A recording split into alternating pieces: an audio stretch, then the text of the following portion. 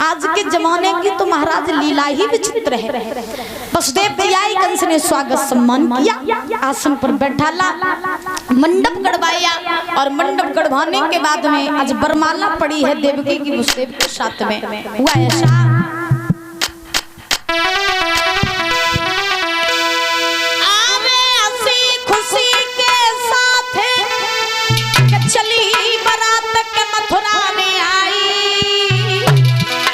और मंडप लोग गड़वाई रे के भैया वही सगाई।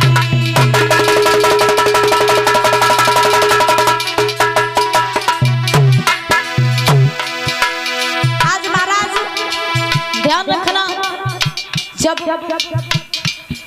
वरमाला का समय आया, मंडप गड़वाया गया, गड़वाने के बाद में बड़े आनंद से वरमाला पड़ी है देवकी की वसुदेव के साथ।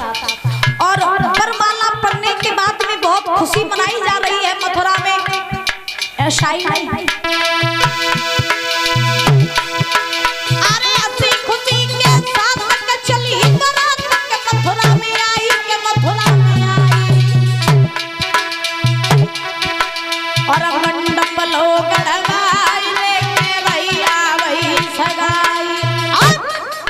ए भाई मेल से जुदा सुबह को विदा लई करवा।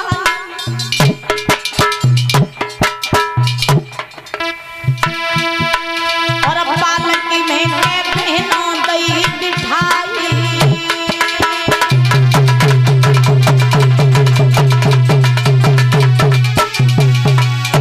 नई पलकी करी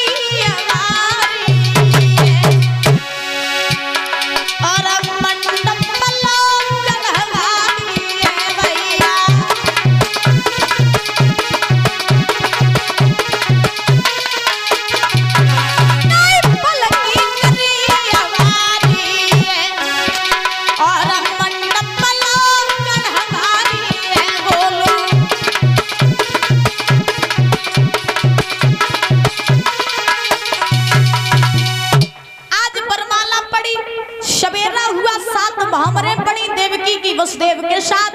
और बहमरे पढ़ने के बाद में बड़े हर्ष उल्लास के साथ में विवाह संपन्न हुआ। विवाह संपन्न होने के बाद में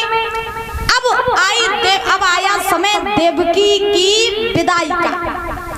और जब देवकी की विदाई का समय आया, परीक्षित महाराज, देवकी की जब विदाई का समय आया तो देवकी रोने लगी। और जब देवकी रोने लगी तो देखिए, कहा जाता है कि लड़की के लिए अगर कष्ट का दिन कोई है तो एक लड़की के लिए सबसे कष्ट का दिन एक ही होता है, जब लड़की की शादी होती है, जब लड़की अपना घर छोड़ करके पराए घर जाती है।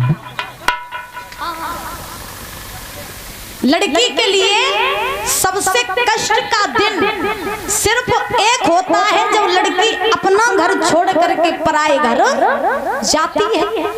तो सही बताए ना परीक्षित महाराज, तो पहले की बिटियन को जब ब्याह करो जात तो करे, तो पहले की बिटियां बहुत रोती करती थी। और आज के जमाने में बिटियन को ब्याह करते, गाड़ी में बैठाते, टाटा बाय बाय करती चली जाती, पापा फिर आई, हाँ पापा फिर आई, मम्मी फिर घूम जाइए। आजकल तो चली जाती महाराज, टाटा बाय बाय करती। और सुनो, पहले की बिटियन को कष्ट को दिन एक ही होता जब बिटिया की विदाई होती, और आज के जमाने में बिटिया को सबसे खुशी को दिन एक ही हो जब बिटिया की शादी हो। अगर लड़की के लिए कोई खुशी का दिन है तो एक ही हो जब बिटिया की विदाई हो। महाराज एक महीना पहले ही तैयारी करने लगती कि हम कैसे स्टेज पे जाइए, कैसे हम क्या करेंगे, पहले सोच लेती। हाँ, और गाड़ी में बिठा दो, टाटा बाय बाय करती चली जाती। आजकल की महाराज कोई रोती ही नहीं है। देवकी की विदाई का समय आया तो देवकी रोने लगी। और जब देवकी रोई तो देवकी की जो सहेलियां हैं, सहेलियां वे देवकी को समझाने लगी और कहने लगी, बहना तुम हम सबको छोड़ के आज ससुराल में तो जा रही हो, बात याद रखना। क्या बोली? अरे जा मेरी बहन और रहे सुखारी, जा मेरी बहन तू रहे सुखारी।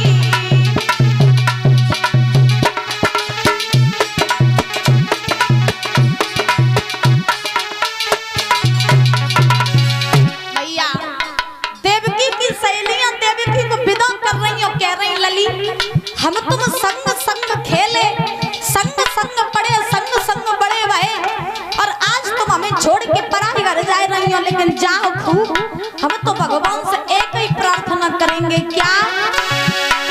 ए जा मेरी बहन तू रहे सुखारी, सुखी रहे परिवारी, रामा सुखी रहे परिवारी।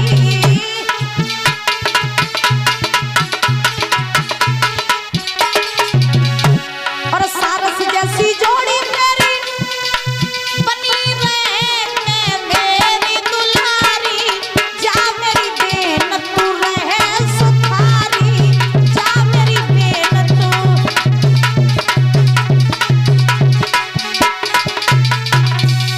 आज विदाई कर रही है देवकी की और कह रही है बेना ससुराल में जाएंगे, खूब आनंद से रहना, सास ससुर की सेवा करना, अपने पति को परमेश्वर मानना, और जाते ही जाते अपने घर को स्वर्ग बना देना। जिसको कह रहा हूं देवकी की सहेलियां देवकी को समझ आई रही। और आज की बिटिया की जब विदा होवे तो तुम बिटिया की सहेली देखो कि कैसो कैसो ज्ञान बताती करे। हाँ, आप लोगों ने देखा होगा मैया, और हमारी आदत का कि हम बिना देखे जरूर जात करें। बिटियन को खुद ज्ञान ना होवे, लेकिन जे जोन बिटिया की विदा हुई पाए ज्ञान जरूर दी। और का कहीं सुन, तो अपने ससुरे तो जा ही रही है, सुन रही हो? तुम अपने ससुरे तो जा ही रही हो। देखो देवरानी जेठानी तुम तक कछू गए, खूब लड़ी। अब जो करिया तुम तक कछू गए, छुटिया पकड़ के न्यारो कर दियो, सुनवे की जरूरत ना है काऊ की। हाँ, और ससुरे में दबके तो कतई ना रही हो, आराम से ससुर की सेवा करियो, सास की सेवा करियो। ठीक? तो आजकल की महाराज बिटिया यही समझाती कर के ससुरे में जाइयो दब के न रहियो, सास कछु कहीं चुटिया पकड़ के अलग कर दियो, देवरानी जेठानी कछु कहीं तुरंत लड़ जाइयो, लेकिन कम न परियो। हाँ, तो आज की बिटिया ऐसे ज्ञान बताती करे। मैया झूठी तो नहीं कह रहे, सही कह रहे। अब महाराज देवकी की सहेलियां देवकी को विदा कर रही। उसके बाद तब तक हुआ ऐसा कि महाराज देवकी की मैया आ गई। मैया देवकी की मैया आई तो देवकी ने अपनी माँ को देखा, और देख करके महाराज देवकी अपनी मैया के गले से लग के रोने लगी। जब देवकी अपनी मैया के गले से लग के रोई तो देवकी मैया से बोली, माँ तू आज मैं खुद से अलग करें दे रही है, तुझे बता तेरे बिना हम कैसे जिंदा रहेंगे। मैया तेरे बिना मर जाएंगे। खेले बड़े इस आंगन में बड़े हुए, खेले कूदे मैया तूने जो चीज की वो कमी पड़ी तूने वो बड़ी चीज लेके दई, और आज मैया तू मैं खुद से अलग करें दे रही, तेरे बिना मैं कैसे रहेंगे। अच्छा ध्यान रखना, वास्तव में लड़की के लिए सबसे कष्ट का दिन एक होता है जब महाराज लड़की ससुराल में जाती है। और मेरी माताओं एक बात मेरी ध्यान रखना कि तुम्हारे घर में अगर कोई बहू आवे तो बहू को दबा करके मत रखा करो, उस बहू को तुम अपनी बेटी की तरह रखा करो। और आज को जमानो कैसो है कि घर में जैसे ही बहू आई तो आते याद महाराज जे सास है बहू को बहू नहीं बल्कि महाराज नौकरानी समझ लेती है। हमने तो यहाँ तक देखा कि घर में बहू आई नहीं कि सास गिरी चालू और फिर बहू गिरी चालू, और जब बहू सास का उल्टी सीधी काट है तो फिर सास चार घर जाके बुराई कत मेरी बहू बहुत बुरी, मैं तो ढूंढूं ना ढूंढन दे, मैं तो पानी नहीं पियन दे, तुम बहू उनकी चार चार घर जाके बुराई करती। ध्यान रखना ये हर माताओं के लिए, यहाँ जितनी माताएं बैठी हैं ये बात मेरी कान खोल करके सुन लेना कि तुम्हारे घर में अगर बहू आवे तो जब तक तुम बहू को बहू समझियो तो बहू तुम्हें डुकरिया समझिए, और तुम बहू को बिटिया समझियो तो बहू तुम्हें माँ समझिए। अब तुम सोच लो कि तुम्हें डुकरिया कब बने का, तुम्हें मम्मी कब बने, सोच लो भैया। हाँ, तो आपके घर में अगर कोई बहू आए, आपके घर में आपके लड़के की बहू आए, तो उस बहू को घर की नौकरानी नहीं बल्कि उस बहू को अपने घर की लक्ष्मी समझा करो, अपने घर की बेटी समझा करो।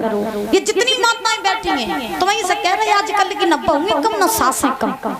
हाँ, बहुओं की बुराई करेंगे तो बहू जब गई हमारी बुराई करती, न बहुएं कम न सासें कम। बहू आई तो सास की सासगिरी चालू, तो ऐसे लगते मन जिनके जैसो मंत्री कोई दुनिया में है ही नहीं है।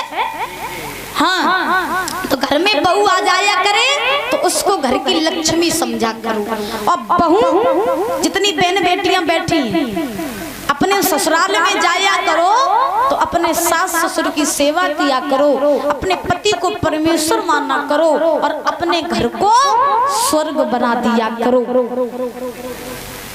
बात समझ में आ रही है? और आजकल की बिटियां जो ससुरे जाती हैं सो जाते ही जा सास ससुर को न्यारो कर देती और अपने पति से जा और काती, या तो तुम अपने अम्मा दादा के होई के रहो या फिर हमारे ही होई के रहो, काती के नहीं काती।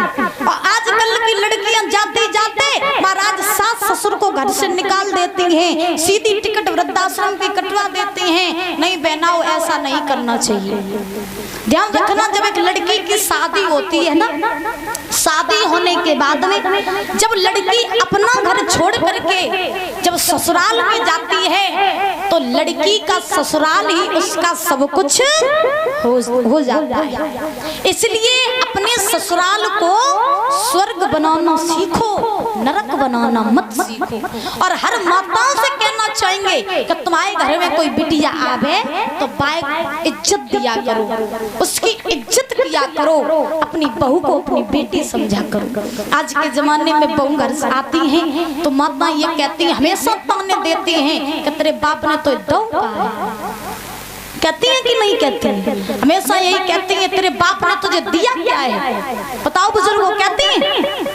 आजकल की माताएं बहू कितना भी लेकर के आए फिर भी हमेशा एक ही बात कहती हैं, एक ही ताना देती हैं कि तेरे बाप ने तुझे क्या दिया है। एक बात ध्यान रखना, जो बाप अपनी बेटी को खिलाता है, पिलाता है, बड़ा करता है, अपने पलकों पर बैठाल करके रखता है, जो बाप अपने कलेजे का टुकड़ा तुमको दे देता है और तुम उससे ये कहती हो कि तेरे बाप ने क्या दिया है, चुल्लू भर पानी में डूब करके मर जाओ। जो ये कहते हैं तेरे बाप ने क्या दिया, तू मायके से क्या लेके आई।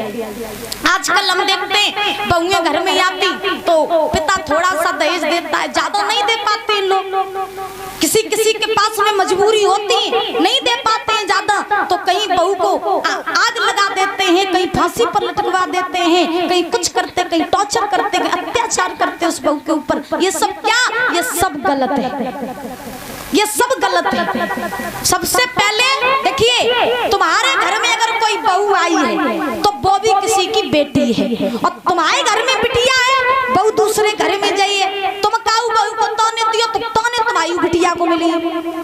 बात समझ में आ रही है? इसलिए कभी अपनी बहू से ये मत कहा करो तेरे बाप ने तुझे क्या दिया है, तू अपने बाप से क्या लेकर के आई है। जो बाप फटे कपड़े पहन पहन करके अपनी बेटी के लिए दान दहेज इकट्ठा करता है, जो बाप सब दिन की मेहनत करता है, बड़ा बड़ा बोझ उठा लेता है, किसके लिए, अपनी बेटी के लिए दहेज इकट्ठा करने के लिए, और तुम उसी लड़की से कहते तेरे बाप ने दिया क्या है। ऐसे लोगों को तो मर जाना चाहिए पानी में डूब करके। एक लड़की ससुराल में जाती है और ससुराल में जा करके महाराज जब उसके ससुराल वाले उसको परेशान करते हैं तो परेशान करने के बाद में महाराज वो लड़की ससुराल में ही अपने पिता के लिए पत्र लिखती है और पत्र में अपने पिता से कहती है कि हे पिताजी